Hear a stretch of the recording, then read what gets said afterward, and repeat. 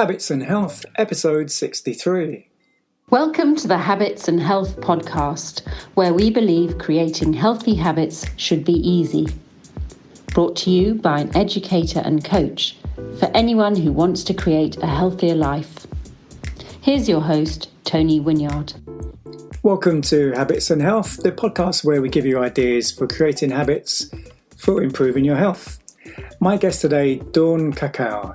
She's an author and qualified nutritional therapist and recently launched her radical new book aimed at readers who want to discover their unique path to lasting weight loss. The book is called The Body Effect, and we talk about the book and what led her to creating the book and many other aspects of Dawn's life. So that's coming up in a couple of moments. If you do enjoy this episode, please do share it with someone who you feel will get some real benefit. Hope you enjoy this week's show. Habits and Health. My guest today, Dawn Cuckow. How are you doing, Dawn? Great, thanks. Excited to be here, Tony. And it's actually, well, I haven't had so many guests that are so geographically close to me. You're only relatively a few miles away, aren't you? I am, pretty much down the road. Dawn, what is it that you do? I know you tell us more about that. How did you get into this line of work? Oh, well, how I got into nutritional therapy was it wasn't really by plan. I used to suffer from terrible period pains. And the doctors were saying the next step was an exploratory operation, but I wasn't really wanting to go there. And I went to see a nutritional therapist, not really expecting great things, but I went to see her and I made some changes to my diet. And within 3 months, I never had period pains again. And that's how I ended up going to study nutritional therapy myself.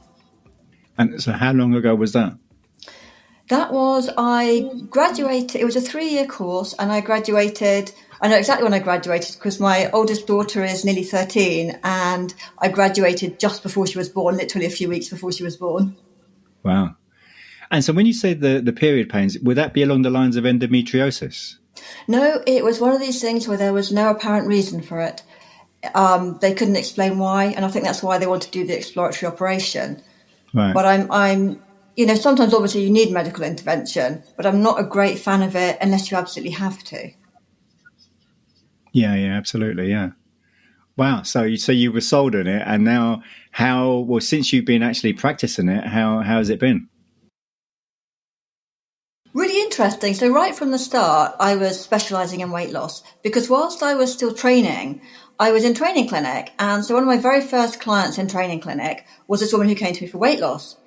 And we worked out this plan together and she was really excited about it. And she came back to see me for the second and last time I could see her in training clinic. And she'd gained 1/2 stone. And she hadn't been able to follow the plan. And what had happened was because we changed her diet, we'd taken away the controls that she had in place that she used to manage her overeating. But I couldn't really let this go because I'd wanted to help this lady and I'd actually made things worse. And so that ended up ultimately leading to years and years of research into what triggers cravings, what triggers the desire to overeat. And I read lots of studies and then I put that together in a course. And I worked with a psychotherapist for a while. And together we ran courses. But then we did that for a couple of years. But then COVID hit and everything became more complicated. And I realized that everything I did had to be simplified. And some people still needed the psychological side, but not everyone does. And so I then started putting together a course and ran a course just each week making step-by-step changes that people could tailor to the imbalances in their body. So the first part of what I did was to help people discover what's triggering their cravings, what's triggering their desire to overeat, why are they storing belly fat? And it can be different reasons for different people. Then when you know that, you can actually use food therapeutically to target those imbalances. So that's what I was doing in the course. I was helping people make changes that targeted the imbalances in their body, but also that fitted their dietary preferences and requirements. Because if you're going to sustain a healthy way of eating, it's got to be something that you enjoy. And so I'm just, as you were speaking there, one of the things that was going through my mind, and I should probably ask this later, but we hear a lot about, I imagine there's a lot of confusion outside in the public about what is a nutritionist? What is a nutritionist coach? What's a dietitian? Could you just briefly explain the difference between these different things? Okay. I think it depends on what country you're in. Like, I think in America, they use different terms to what we do. But a lot of the training, I think, is fairly similar. But a dietitian tends to work in hospitals or within like the NHS. A nutritionist may be more involved in industry, I believe. Now I'm wondering why I'm telling you this exactly right. And a nutritional therapist, which is what I am, we work with individuals and we look at the whole picture holistically and help them to make changes. So is it typically then individuals just contacting you, find you on your website sort of thing? Would that be how you find your clients? I used to work with individuals, but now I'm just doing group work. So I have 2 courses out there. And my first one is just a course that you can do on your own. It takes about 90 minutes. And so there's 11 modules. And each one is a very short description, a short video, a sort of an animated video explaining why this imbalance makes you gain weight. So there's one, for example, on stress, one on female hormones, one if you're low in certain nutrients, etc. So by the end of that, you know exactly, which imbalances in your body are blocking your weight loss. Right. And then the second course I do is a group course. It's a 3-month group course. And that's where we go through and actually looking at making the changes. And so the people that you're working with, are there any issues, illnesses, whatever, that are quite typical that people come to see you in the first place? Is there like one that's quite often you're talking with people about? Well, one that does seem to have come up quite a bit is high cholesterol. Right. And again, that is whilst losing weight can help with that, it's also what you eat can also have quite a big effect. And I think this is the thing about working holistically when you look at the whole body. When you make one change that helps one area, it has a knock-on effect on other areas. And quite a lot of people feel when they do the first part of the course where they discover which imbalances they have, they're quite shocked to find they have quite a lot of imbalances. But I always say, don't worry about that, because it might sound like a lot, but as you start to bring one into balance, that they're all they're often interrelated. So to give you an example, if you have blood sugar imbalances, that might be contributing to your stress, because when your blood sugar drops too low, your body releases stress hormones to push it back up. And it can also have a knock-on effect on your female hormones. So once you start to do one thing like balance your blood sugar or address your stress levels, then it helps your female hormones too. So have you had any people have you been able to help people with, say, I don't know, early diabetes or even full-blown diabetes to revert or reduce or even eradicate medications, for example? Well, I haven't worked specifically with people with diabetes, but when you start, one of the things I do is look at balancing your blood sugar levels, because that's so key to everything, to controlling your appetite, to reducing cravings. And when you control your blood sugar levels well, then it's something you'd have to discuss with your doctor, but it can help you control your diabetes. Right. And what other typical conditions would be helped by seeing a nutritional therapist? For example, any inflammatory conditions, in fact, pretty much anything, from inflammatory conditions like arthritis or, weight issues, infertility, menopausal problems. Pretty much anything. Because our diet is so fundamental to our whole well-being. And what about if someone's having, say, problems with sleep? Would nutrition, change in nutrition help with something like that? Oh, I think sleep is one of those really, really complex things. Now, for some people, I think there's certain things you can do and it will help a bit. But for others, the problems may require extra things. I wouldn't like to say sleep is one of the key things it can really help with, although some people may find some benefits. So, there's very simple things you can do with sleep, like don't have a meal late in the evening, because that doesn't help your sleep. And actually, in the same way, eating late in the evening can actually encourage your body to store more fat. So for many, many reasons, it's better to eat earlier in the evening. Try not to eat after, say, 8 p.m. And if someone has, say, sugar cravings, how are you able to help someone with something like that? Well, there's a number of different things that can be contributing to sugar cravings. And so I think it's really important to start bringing your whole body back into balance. So we mentioned your blood sugar imbalances. Female hormone imbalances can also lead to cravings at, just premenstrually is quite common. So there's quite a number of different things, but there's also quite a lot of things you can do. So while it takes a while to bring your body back into balance, you may still have the cravings. So what do you do then? And different things work for different people. So, for example, milk products contain lactose, which is a milk sugar, but isn't sweet. So you may find that having a pot of plain yogurt helps. And one of my clients found that eating cottage cheese with carrot sticks really helped her control her sugar cravings. Green vegetable membranes contain a substance that can reduce sugar cravings. So maybe having a green smoothie sweetened with a bit of fruit. Or if you really just want something sweet, maybe you could make some muffins or some alternative kind of cakes or biscuits that are sweetened with dates rather than with sugar. Right. Because although they have the sweetness, they also contain nutrients and fibre. So they can actually avoid that then dip of making you crave more sugar later on. Right. Since you qualified and you're actually now working with people, what has there been any part of it that's really surprised you in how you're working with people or the types of issues people are bringing to you? Well, I think one of the things that's really stood out to me is that people often feel a lot of shame around their overeating. Or feel shame because they're eating foods that they've deemed are unhealthy. Right. And when people figure out how their body is triggering those cravings, how their body is triggering them to overeat, I've heard a number of people say it's taken away the shame about their overeating. And that seems to be such a common thing. We hope you're enjoying this episode of the Habits and Health podcast, where we believe creating healthy habits should be easy. If you're looking for the fastest and most effective way to transform your energy and well-being, we invite you to join Tony for an upcoming Habits and Health workshop. This 5-week group workshop will empower you with tools to disrupt unwanted habits and make positive changes easy. You'll enjoy sounder sleep, better energy, less stress, and a happier mood. Workshops begin on the first week of every month, and you can sign up now at tonywynyard.com.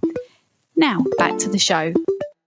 Omega-3 fats, there's a lot of confusion about omega-3s and omega-6s and ratios, and it's just a subject of confusion for many people. So maybe you could help us with that as well.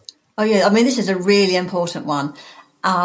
Okay, so omega-3 fats, they're in things like oily fish, chia seed, flaxseed, little and hemp seed, and some in green leafy vegetables.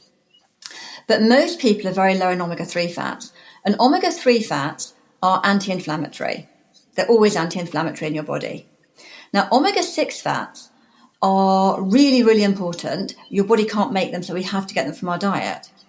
But omega-6 fats can either be inflammatory in your body or anti-inflammatory. And it depends on the conditions in your body.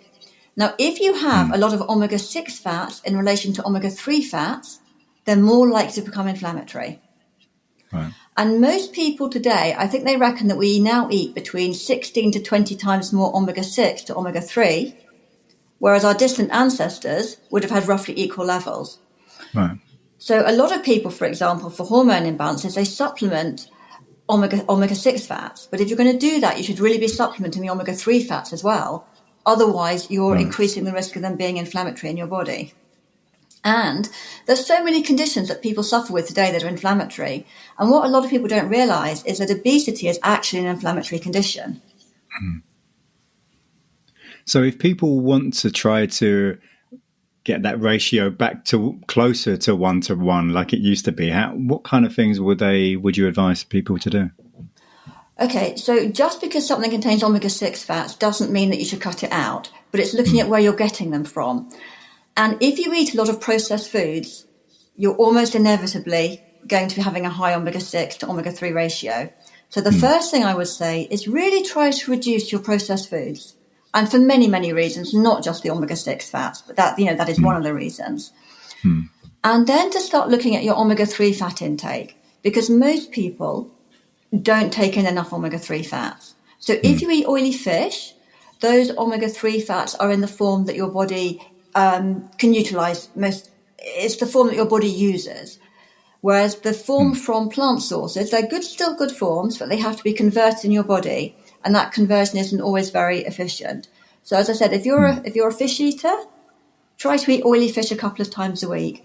If you don't eat fish, then omega-3, chia seed and flaxseed, especially if they're ground, can be added onto your cereals or into yogurts. And they're really good things to include. And I believe you've got a habit around omega-3s, haven't you? I do. For me, it's one of the easiest things. I love chia porridge. I make chia porridge for breakfast pretty often. And I have in my fridge, I always have ground chia seed and ground flaxseed. And I add them on. I add a sprinkle a little bit onto my breakfast. And so how is the rest of the porridge? What kind of oats do you use and so on, and milk and whatever? So for chia porridge, I soak whole chia seed in some coconut milk. You can use whatever type of milk you like. I just particularly happen to really like it with coconut milk. And then you leave it for half an hour, or you can prepare it the night before. Then for me, I quite like to add oats in the morning. I don't add them the night before because I prefer them just added later, so they're not quite so soft. And then I just have that with fruit and nuts and maybe sprinkle some ground chia on it as well. And that's actually, for me, it's one of my favourite breakfasts. And what about things like, there's many different types of oats, like rolled oats and is it steel cut? And there's many different types. What do you think about all the different types of oats? Okay, so the finer the oats are, so if you're buying oats, you don't really want to get the quick cook oats because they'll have more effect on your blood sugar levels because they're broken down more. But just the regular rolled oats you can buy in the shops are great to eat. Right. And they have many, many benefits. Oats are one of the staples in our family. Right. Well, and on that topic, closely related, there's a lot of bad negative press, I guess, been given to grains in general over the last few years. What are your views on grains? I think it's like all of these things. It's most people, I believe, can handle grains. And one of the ones, and they contain lots of nutrients, but what you want to be doing is to eat them in their whole grain version, not the refined version, because the refined grains have had the fibre and nutrients removed. So we've talked about blood sugar a lot today, and they're not good for your blood sugar. They're not good for your appetite regulation system. You really want to be taking in a lot of nutrients because that helps you feel less hungry. So it's the type of grain that you're eating. And the other thing is that a lot of people, especially in the UK, we eat a lot of wheat.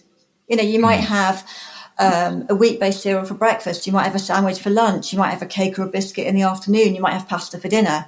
And that's an awful lot of wheat.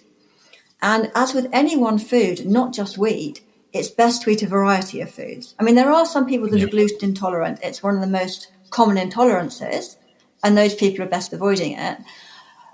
But for most people, they're fine to include. And they're also a really good source of things like B vitamins. And if you start taking out any one type of food group, then you've got to be really careful you're getting your nutrients elsewhere. And so what about things like sourdough bread, for example? Why would people choose sourdough bread over conventional bread? Well, sourdough bread it's been more fermented. And when things are fermented, they're more broken down, they're easier for our bodies to digest. And so we talked about habits just now as regarding your omega-3 fats and how you've made that into a habit for quite a long time. Are there any other habits that you've worked on? Do you know what? The omega-3 habit is a habit that I have been doing for a very, very long time. Another habit that I've only started doing last year was I read Hal Elrod's book, The Miracle Morning. And I started getting up. As a result of that, I started getting 1 hour earlier every day. And then the way Hal Elrod does, he has like 10 minutes for exercise, 10 minutes for visualizations, 10 minutes for meditation, etc. And I did follow that exactly for a while. But then what I started doing is I started getting up 1 hour earlier and having 10 minutes where I meditated, and then I rebounded for half an hour. I sometimes throw other things in, but those two are my kind of the ones that are just absolutely every day. And I really like it for a number of reasons. I mean, I work, I've got kids, and it can be very hard when you're a working mum to feel that you've got any space just to yourself. Mm-hmm. And I like getting up early in the morning and having that time to myself before everyone else is getting up. And it feels like real me time. And it feels like I've got headspace then as well. And it also makes you feel more productive throughout the day. And again, when you're kind of busy and things can get quite stressful, managing your stress is so important. And it makes you feel less stressed getting up earlier. Mm. And you wrote a book, was it last year or the year before you wrote a book? No, this year it was published in January, so only 2 months ago. Wow. And well, so how is the book doing since it's been published? Oh, it's done amazingly well. It became an Amazon bestseller, which was really amazing. Right. But what's been really incredible to me is all the feedback, people putting reviews on Amazon, people emailing me, strangers who've picked up my book and telling me how much it's impacted their life and how they suddenly understand why diets haven't worked for them. And it's just given them hope that they can actually shift things. So was the central aim of the book around sort of dieting and weight loss? It's not really a diet book. In many ways, it's an anti-diet book. And whilst it's about weight loss, because it's structured about finding out how your body blocks your weight loss, whether that's through cravings, whether that's through triggering overeating, or whether it's because it's not willing to let go of fat. It's been really interesting to hear from people who've read the book, either because they're in the industry or because it was recommended to them and haven't particularly wanted to lose weight, and said how much it's helped them too. So it's really a health book, but it's kind of focused on weight. It's actually about making habits, new habits. So instead of doing what many people do, they go on a diet, they might lose a bit of weight, then they come off their diet and they end up putting on the weight. And in many, many cases, they end up heavier than when they started. It's actually about looking at sustainable changes that get to the root issues of your weight, so that actually it's not a quick fix, but as you lose the weight stays off.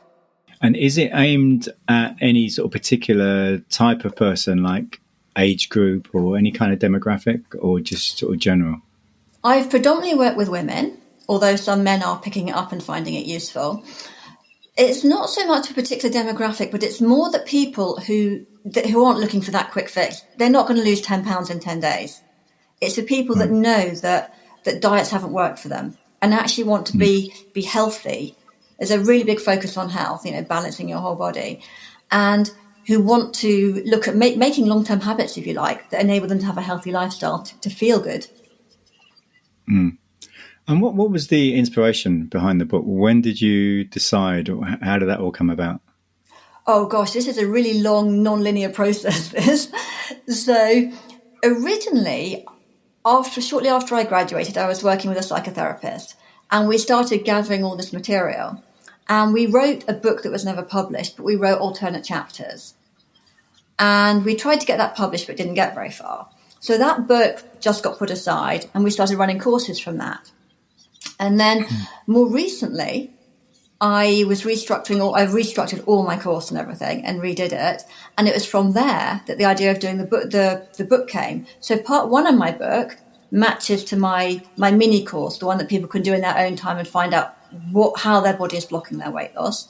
And then the second part of the book matches to the group course I do, where you actually make the changes. Right.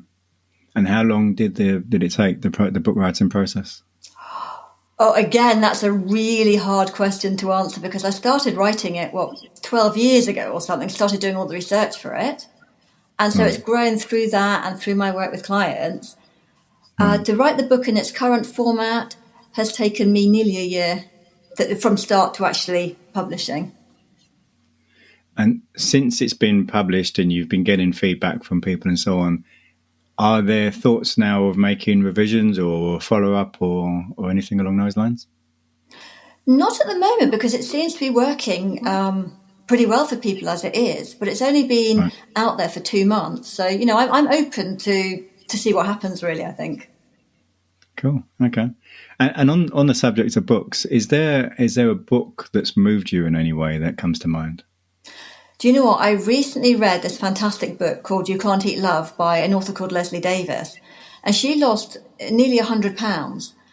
And she did a lot of emotional eating. But at the beginning of the book, she talks about how when she realised when she was sliced, it's a very descriptive passage about how she's cutting the meat and eating the fat from it. And as she's eating it, it's taking her back to her childhood memories with her family, her grandparents, her uncles, her aunts, and, all the bigger family.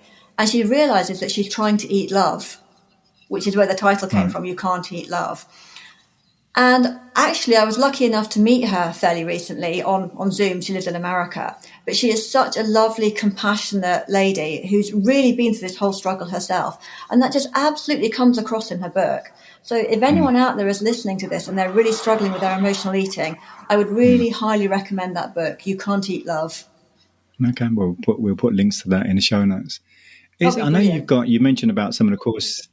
You mentioned about some of the courses that you have. What courses, are the courses all available online? Yes, they're online courses. The first course people can go and do at any time they want. If they go to my website, it's dawncookow.com. We were just talking about my surname before. It's quite a complicated surname. Actually, it's like the word cuckoo, but instead of the last O, put a W on it. So dawncookow.com. And on there, you can find out, you can actually go on and anytime you want to start that mini course on your own. And is it just the one course or are there any others? Well, that's the one course to find out what's triggering your cravings, what's triggering your belly fat, what's triggering your overeating. But then the second course is a group course, so I run them at set times. So I'm not running one at the moment, but I'm probably thinking in the next few months I'll run another course. So if you're interested, drop me a line, sign up to my mailing list, and you can be the first to know about it.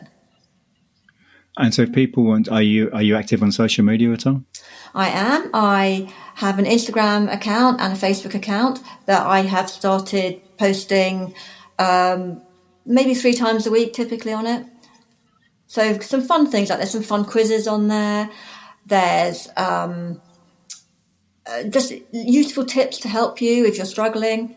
And this week I'm doing a promotion with some other authors on Eating Disorders Week, and we've all reduced our books for so they're all less than $4.99 because it's mainly with people in America. What are your social media handles so people can find you?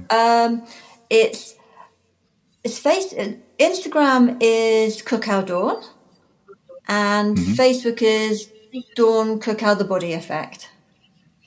Right. Okay. But if you're struggling to find them, you can access them via my website. Right. And finally, Dawn, is there a quotation that comes to mind that resonates with you? Do you know what? There is a lovely quotation, and I use it at the start of my book, and it's by Jim Rohn, and it's "Take care of your body. It's the only place you have to live." And why does that resonate with you? Well, for many, many years, I didn't look after my own body. I was bulimic for a couple of years, and for years before that, I struggled with eating. And it's not a good way to treat your body. And whilst it's never too late to start to look after your body, it's so important to do it. If you don't look after your body, you're not going to feel healthy. You're not going to have the energy you want. You'll probably end up with aches and pains. Your body is really complex. And it is just so important to look after it. And especially as you get older as well, your body can probably withstand more when you're young. Then you reach a certain age where actually you react, years of neglect will show up one way or another. Well, Dawn, thank you very much for your time. It's been a pleasure. And maybe speak to you again sometime. Thank you so much, Tony. It's been great chatting to you. Next week is episode 64 with Adele Spragon, who is an award-winning author, thought leader, and international speaker and trainer.